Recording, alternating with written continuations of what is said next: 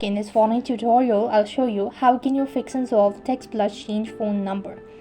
To fix and solve TextPlus change phone number, you could follow the steps. Now, first of all, you could try the steps, that is log into your TextPlus account.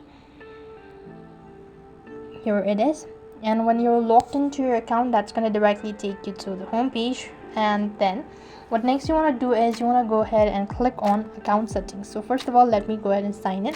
Now, I cannot show you the steps further than this, but I will just go ahead and make sure to instruct it. What you want to do is make sure to log into your account. Then you want to go ahead and click on account settings. First of all, make sure to click the profile and go to account settings and then select the option to change your phone number.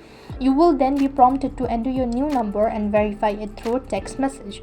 So this is the simplest way to fix it. So if you're unable to proceed on, or if you're unable to do so, then you could actually try these steps, such as you could go ahead and make sure to check for an update. Sometimes outdated version could lead to such issue.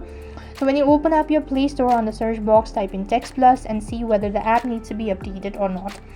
If it is completely updated, then exit out of this page. Then you want to clear cache as well as storage. So for that, long press onto the app, go to the app info section.